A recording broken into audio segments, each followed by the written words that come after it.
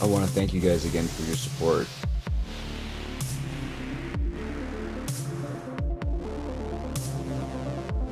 The myths of Tartary, and some of the things I heard about growing up before it recently started making waves.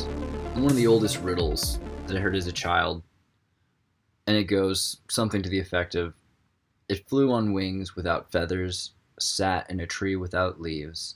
A person came without hands, set it in motion without feet, roasted it without fire, consumed it without a mouth. And it's a pretty old riddle, and it doesn't at first, it's kind of confusing, but it kind of makes sense maybe intuitively, actually. So I'll let you ponder that riddle while I move on to the next subject, and you can figure out to yourself what it's about and what happened. But I decided to phone a friend that I hadn't talked to in a while, but the conversation pretty well went something like, "Hey man, how you been? You remember the Tartary? I'm all about it now. It's real."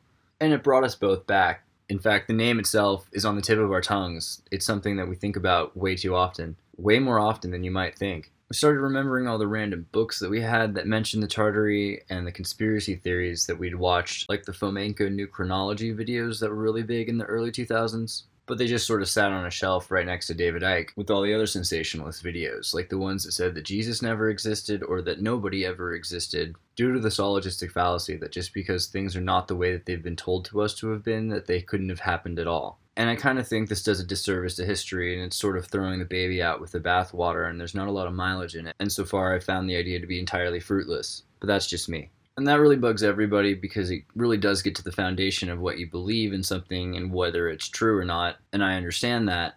But even though we have a lot of questions, we also have a lot of evidence. And though the original is very different than the mascot of modernity, and conspiracy theorists have tried to say for years that Jesus was some sort of an invention, but it's more likely that he was a reinvention due to the evidence that we have about the circumstances which led to the fall of Jerusalem and the sacking of Rome, including the documented existence of Bar Matthias Josephus by the Roman Empire, who was a Hebrew who had convinced Vespasian, the leader of the Romans, that he was a prophet, and in fact had seen the future, and that Vespasian himself would become the emperor of Rome. And Vespasian rather liked the sound of that, and in fact did become the emperor of Rome, and so kept Bar Matthias Josephus in high favor.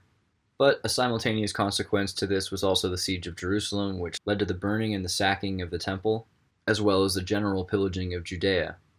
And the Torahs were taken because they found the information to be so dangerous, and most of it was burned, where most of it was lost except for what was found in the Dead Sea Scrolls.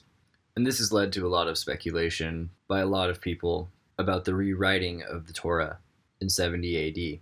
And though a lot of the Torah's authenticity can be validated by the Dead Sea Scrolls, there are numerous missing passages and added words, including the entire book of Esther, which is a very strange book in the Bible, and its addition was contested. However, eventually it was settled that it would remain in the Bible because it was the first revealed use of biblical code, where encrypted into the very words are the name Jehovah.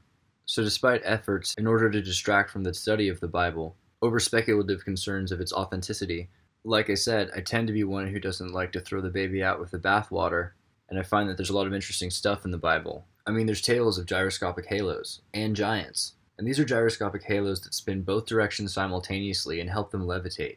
And 11-meter tall giants. That's about 36 feet. Those are huge giants. You know, not just your uncle. But if you haven't already wrestled with the idea that the Bible might not be the whole, complete, breathed Word of God by the time you're 10 years old, then you're a better believer than me. I'll admit it. So I wasn't too worried about it, and I took a step back from the storytelling. Although I never lost my interest in finding the truth about the Bible, and even got interested in the Apocrypha at a pretty young age. And the even older accounts, like the Sumerian Epic of Gilgamesh, which have stories of an Eden and a flood, although they're slightly more expanded than the ones in the Bible. Now, that doesn't mean I'm trying to say that they're better than the versions in the Bible. I'm just saying that they have older versions that haven't been doctored, and as a kid, I found that interesting. And though a lot of these were found in the 19th century, they're corroborated by all the legends told in Persia and Iran over the last few thousand years, at least of recorded history. But the Persians have a religion called Zoroastrianism, where they worship Ahura Mazda, and has an incarnated son named Zarathustra. And in the Sumerian legend of the beginning of the world, there's an Adam and there's an Eve, and there's even a Garden of Eden. But that's where the similarities start to end, because the words all mean completely different things. You see, Adam means animals in Sumerian, plural, and the Adam of the Eden Garden Paradise, and paradise is the Sumerian and Persian word for empire. In fact, it's the same word for garden, because gardens are empires. And to the ancients, a paradiser was an emperor and a gardener. A paradiser was an emperor-gardener, cultivating an empire. And Enlil, the great master Satan, would send to interact directly with Adam. And in fact, this is where we get the word Satan from Sata, the spirit serpent out of the terra, the spirit serpent out of the terra, and also where we receive the iconography of the humanoid reptilian features of Enki, his serpentine ambassador Enki, who attempted to liberate the Adam, infuriating the master Satan Enlil. And Enlil tethered and imprisoned Enki in an energy field and punished both the Tiamat and the Adam. And I remember this being a pretty big part of a Twilight Zone episode I saw as a kid called Probe 7 Over and Out. But the restart of our civilization out of Atlantis or an alien civilization has permeated science fiction for centuries. And in fact, it looks like millennia. This reoccurring myth of the Eden Empire and the Adam colony and the revolt of Tiamat and Adam with the help of walking trees and humanoid serpents. The Adam destroyed the Eden Empire and stole the hands of the giants and cut them off and kept the hands as talismans for their powerful magical abilities. And by the way, this is a negative stereotype about giants and part of a reoccurring mythos of our standard-sized humans tricking and betraying these powerful giants and often killing them, or at least only valuing them as weapons. And this also might be a great irony about the gentle giants, but with just as much legacy behind the myth of the gentle giant, this dehumanization of big people might also be a consequence of the perpetrators of our new history. But it's important to be able to entertain an idea without investing belief in it. So I would not disregard your personal beliefs over the mythology of ancient Sumeria, or relegate too much credence to the Apocrypha. Nonetheless, it's an interesting story to entertain, at least in imagination. As I call these theories fomenko, because most of them are not actually his theories, they're just based on the research he was able to deduce conclusions from. And as often seems to be the case, never judge a book by its cover, because you might not be buying it. But if there's anything to anything, the work will speak for itself. So out of flamenco, there are tons of phantom time hypothesis theories. And to be honest, this is why I abandoned the mainstream calendar in early elementary school as soon as I found out about the Mayan calendar. Just started writing it on my hand every day as a sign of civil disobedience. And while I'm on the subject of new alternatives to time, I want to talk to you guys about swatch beats and see if I can pitch to you metric time better than they did in the year 2000 when they failed so hard. Because when I was a kid, Swatch came out with this metric time watch called the Swatch Watch, which had swatch beats. And it was really awesome because everywhere on the planet you traveled, it had the same time zone. And I found this super useful. And in fact, I still do. Because if you travel a lot, you'll find time zones really mess with you. So now wherever I go, I know what time it's at in metric according to the swatch beats. One time, one Tartary. But it's a really good system that has 93 beats per minute. And so instead of adjusting the clock, you just adjust what time you have lunch and go to bed. So considering that we're all over the planet, it's just super brutal convenient. And I've used it a lot in work with people around the planet because of that. So that's my pitch. Start using swatch beats. It's free. Start using metric time. Just do it. Download it. Good. But along with the phantom time hypothesis, maybe you've heard about it. In fact, it was probably kind of cryptic, but a lot of people have been mentioning this idea for a long time. In fact, if you were a little deeper into the scene, you might have noticed the time warp card in the Illuminati card game. But this is something that I've kind of avoided over the years just because it changes all the time. It'd either be 11 days or 300 years. Now it's 1,000. The idea is that time is changing constantly. And so 10 years ago when they were saying it was 1710, I probably should have paid more attention. I mean, it did sort of raise interest and agreed maybe 300 years it should have piqued my interest more. But it took me a while to see how you would shuffle all of these events together like a deck of cards. But the 1700s are where it's at, so maybe there's something to it. The 18th century is where a lot of this is formed. But for most of the 21st century, I've just been using the Mayan calendar, like I said. A couple different ones, actually, and I'll get into that in another video about time. But a lot of the standardization that we have today supposedly comes from Napoleon's military system, otherwise known as the continental system, and the metric system. But there are countless examples of evidence that prove conclusively that Napoleon did not devise the system, nor was the metric system a recent invention.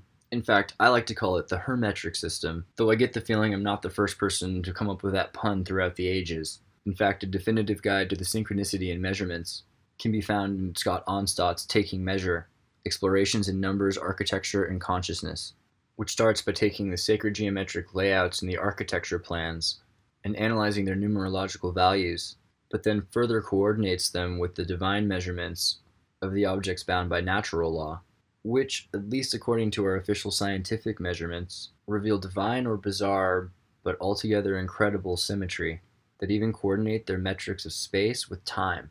In a book that floated around my public elementary schools, and I believe were in general rather accessible to everybody, was Michael Talbot's Holographic Universe.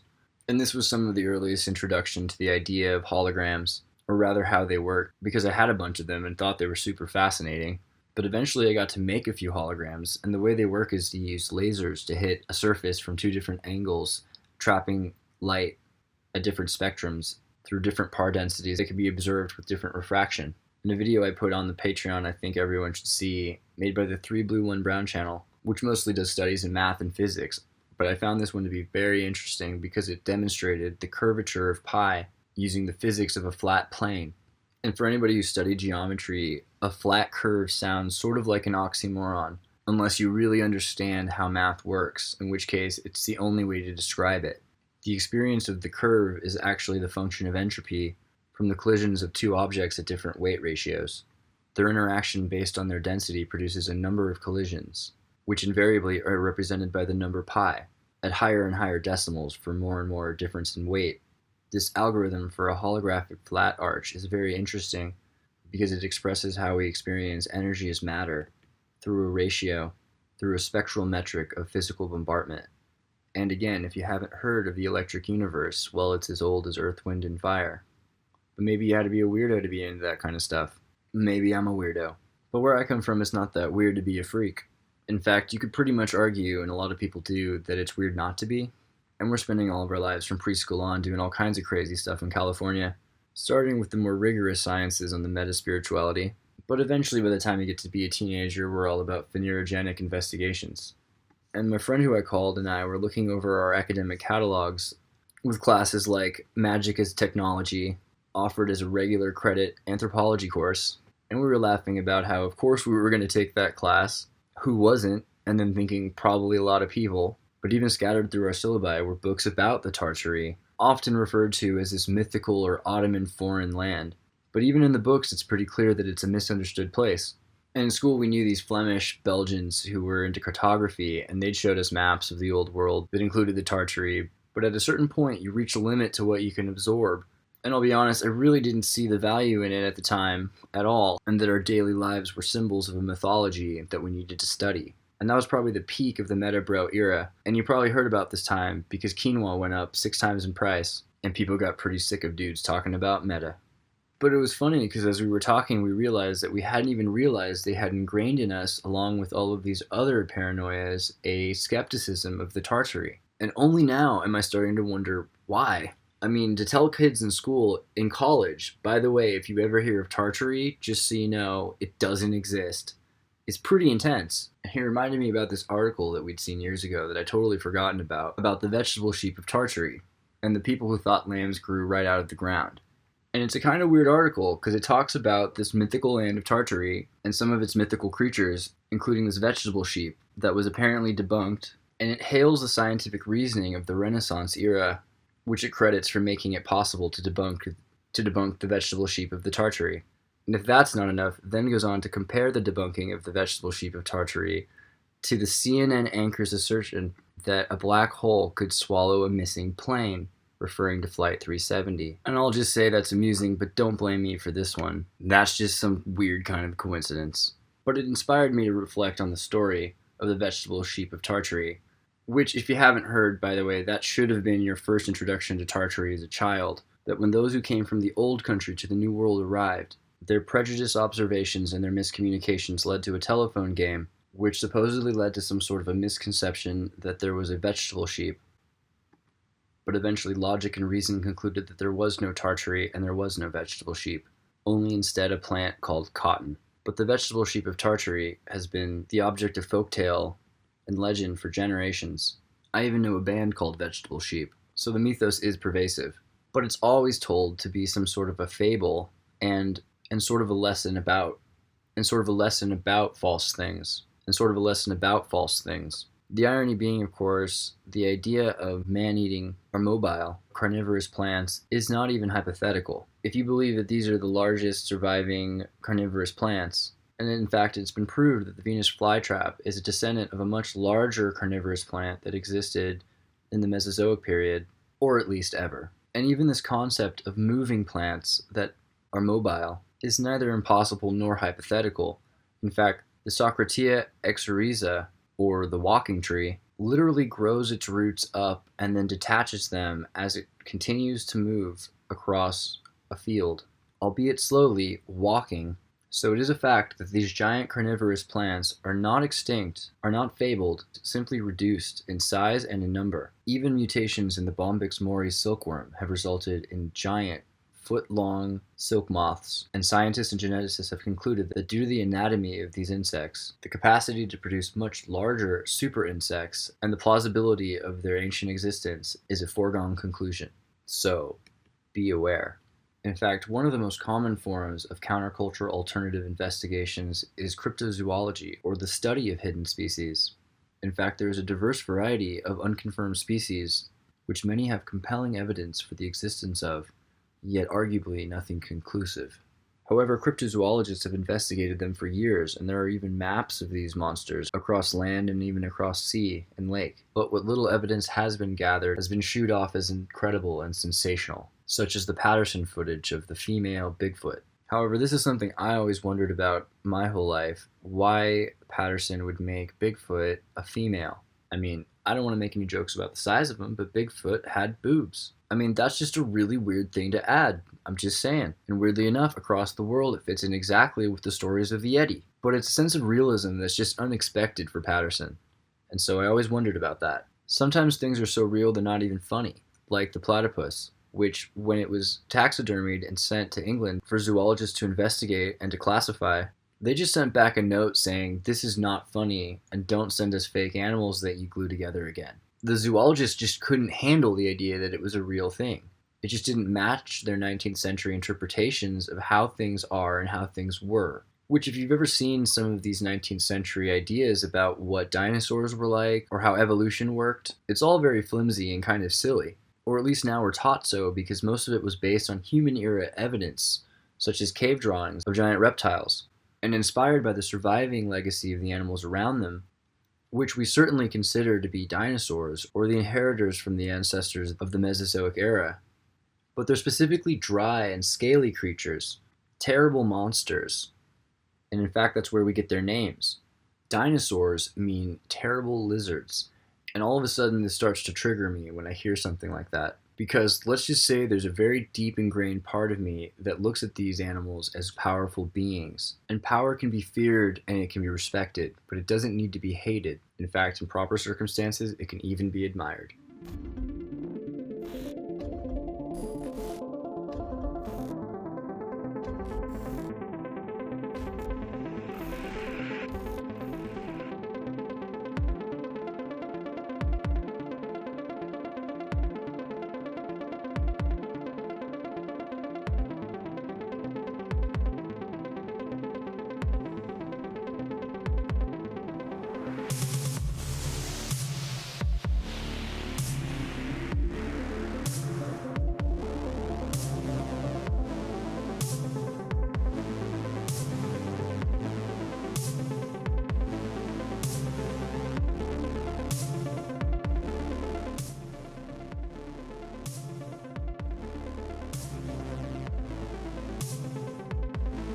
I want to thank you guys again for your support.